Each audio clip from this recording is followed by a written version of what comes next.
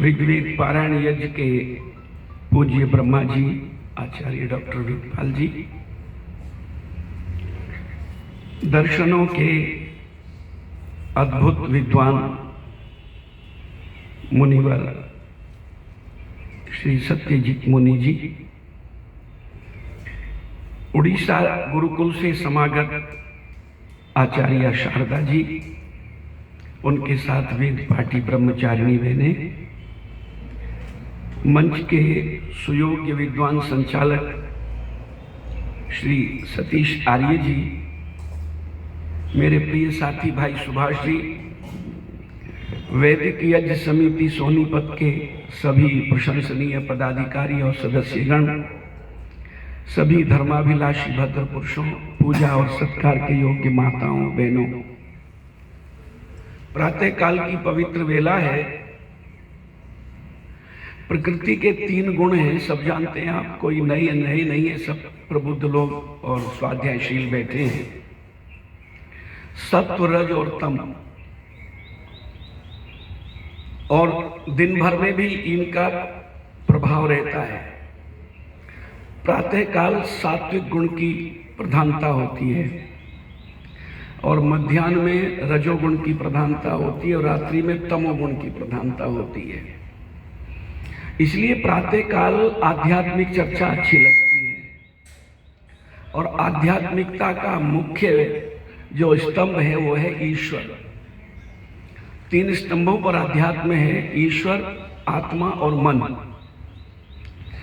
तो प्रातः काल ईश्वर की चर्चा के जो एक प्रकार से भजन या प्रवचन होते हैं वो प्रातः काल में ज्यादा अच्छे लगते हैं। ऐसा नहीं कि दोपहर में नहीं अच्छे लग सकते, दोपहर में भी अच्छे लगने चाहिए, क्योंकि सत्वगुण की प्रधानता जितनी होती जाएगी, सत्वगुण को जितना बढ़ाते जाएंगे, जैसे अभी जो एक कोहरा सा आ जाता है हमारे चित्त पर, आवरण आ जाता है उस कोहरे का, तो उसको जितना हटाते जाएं और सत्वगुण की प्रधानता ही रहे, ऐसा तो समाप्त तो हो नहीं सकते कोई सा भी गुण इनमें से, किंतु सत्वगुण को बढ़ाते हम परमात्मा के निकट होते चले जाते हैं, प्रकृति से थोड़ा अलग होते जाते हैं। तो मैं ये निवेदन करना चाहता हूँ, परमात्मा का चिंतन करते हैं और जब उसकी बनाई हुई सृष्टि को देखते हैं तो वास्तव में आश्चर्य होता है। अच्छा, ये आश्चर्य नहीं है क्या? आप एक बर्तन में पानी लो, उसमें एक मिट्टी का ढेला डाल दो, वो थोड़ी देर के बाद में घुल जाएगा और 1,97,29,49,123 वर्ष हो गए ये पृथ्वी समुद्र में पड़ी है और घूम रही है, घुली नहीं है। इसमें है ना विचित्रता परमात्मा की रचना में।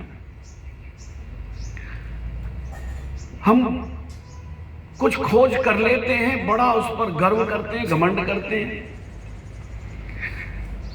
डॉक्टर सोमदेव जी बहुत आए हैं यज्ञ समिति में। एक दिन वो बता रहे थे, कहने लगे कि हम बंबई में एक सेठ जी के यहाँ परिवार में भोजन करने के लिए गए थे, तो उस सेठ जी की आलीशान कोठी, उसने भोजन कराने से पहले हमें अपने उस कोठी में घुमाना शुरू कर दिया। तो उसने ये दिखाया, उन दिनों ये जो पानी के फिल्टर थे, आरओ वगैरह, ये किसी के यहाँ होते थे। तो उसने कहा जी देखो, जल प्रदूषण की कितनी भयंकर समस्या है, सारा विश्व त्रस्त है इससे, तो हमने तो देखो ये लगवा दिया है। आचार्य जी बोले हमने कुछ नहीं कहा, चुप रहे, मौन रहे। वो ये सोचते थे कि बहुत प्रशंसा करेंगे, वाह वाह वाह वाह करेंगे, कहते हमने कुछ नहीं बोला। ऐसे ही वो दिखाते रहे सब कुछ, हमने कुछ नहीं बोला। कहते शाम को जब घूमने के लिए गए समुद्र तट पर, तो वहां प्यास लगी जब प्यास लगी तो वहां तो कहां आरओ का पानी है, वहां तो समुद्र का खारा पानी। तो नारियल वाला नारियल बेच रहा था और नारियल का पानी पिया।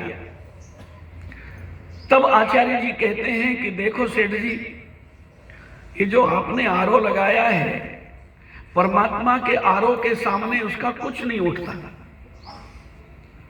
ये देखो, परमात्मा अच्छी तरह जानता है, वो सर्वज्ञ है कि ये आदमी यहां समुद्र के किनारे भी आएगा घूमने के लिए, यहां भी उसे प्यास लगेगी, इस पानी को नहीं पी सकता। तो उस परमात्मा ने देखो पेड़ों के ऊपर मीठे पानी के लोटे भर भर करके लटका दिए, और तुम्हारे इस आरओ से तो जो मिनरल्स हैं, जो खनिज हैं, वो सब निकल जाते हैं, रहता है कुछ नहीं उस पानी में, खाली हो जाता है, बस प्यास बुझा लो, प्यास भी कम बुझती है। और देखो इसमें कितने मिनरल्स भरे पड़े हैं, ये परमात्मा का आरओ है। बहुत सारा पानी खराब हो जाता है जिसे पी नहीं सकते आरओ के द्वारा, पर इसमें जरा सा भी पानी परमात्मा ने खराब नहीं किया। प्यारे प्रभु जी कैसी करी चतुराई तने, और बिन हाथों दीन दयाल किया कमाल, ये सृष्टि रचाई तने। बिन पग चले सुने बिन काना, कर बिन कर्म करे विधि नाना। आनन रहित सकल रस भोगी, बिन वाणी वक्ता बड़ जोगी। बिना वाणी के वेद जैसा ज्ञान भी परमात्मा ने हमको दिया है। बिना हाथों के सारी सृष्टि की रचना की है। उस रचनाकार की रचना में विचित्रता और आश्चर्य दिखाई पड़ता है। फूलों में खुशबू भरती, 1 मीटर चौड़ी क्यारी है, उसमें गेंदे का पौधा है, गुलाब का है, एक रात की रानी का है, एक मोगरा का है। एक जैसी धूप, एक जैसी हवा, एक जैसा पानी, एक जैसी मिट्टी में खड़े, पर सबकी खुशबू अलग अलग है। किंतु मेरी बहनों, माताओं, सज्जनों, एक व्यक्ति तो यूं कहने लगा कि जब भगवान ने दुनिया बनाई थी उसे कोई सलाह देने वाला नहीं था, मेरे जैसा कोई सलाहकार होता तो उसे मैं अच्छी सलाह देता। तो पूछा, भाई क्या कमी दिखाई पड़ती है तुम्हें परमात्मा की सृष्टि में? तो बहुत सुंदर एक गीत लिखा है कवि ने।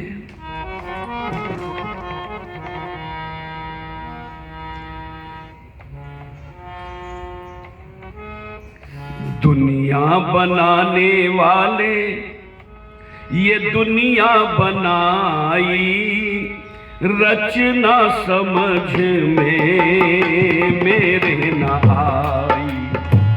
दुनिया बनाने वाले दुनिया बनाई, रचना समझ में मेरे न आई। ये रचना समझ में मेरे न आई। नई माँ जजान नतम विदाथ यही माँ जजान, जिसने सारी सृष्टि की रचना की। अभी गुरुजी इस मंत्र की व्याख्या कर रहे थे, आता ही नहीं, हमारी समझ में आ ही नहीं रहा है। दुनिया बनाने वाले दुनिया बनाई, ये रचना समझ में मेरे न आई। ये रचना समझ में मेरे न आई।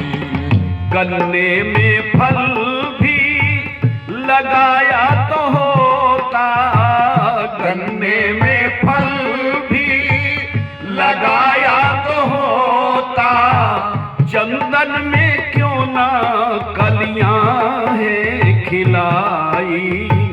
ये रचना समझ में मेरे न आई।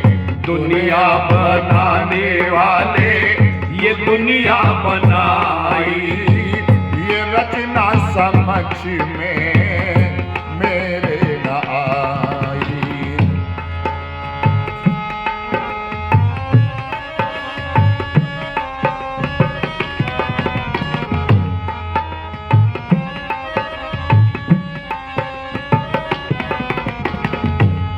काबुल में किसमिस ब्रज में है टैटी, काबुल में किसमिस ब्रज में है टैटी, सोने में क्यों ना सुगंध समाई, ये रचना समझ में मेरे न आई। दुनिया बनाने वाले दुनिया बनाई, ये रचना समझ में मेरे न आई, ये रचना समझ में मेरे न आई।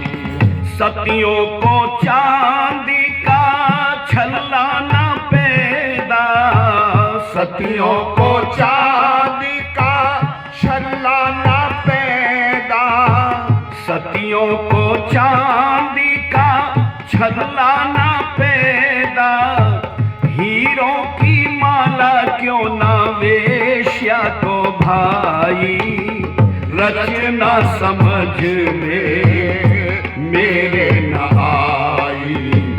दुनिया बनाने वाले दुनिया बनाई, रचना समझ में मेरे न आई, रचना समझ में मेरे न आई। कहे क्या ठाकुर कोई और होता, कहे क्या ठाकुर कोई और होता, कहे क्या ठाकुर कोई और होता, उसको मूर्ख बताती सारी खुदाई, ये रचना समझ में मेरे न आई। दुनिया बनाने वाले दुनिया बनाई, रचना समझ में मेरे न आई, रचना समझ में मेरे न आई।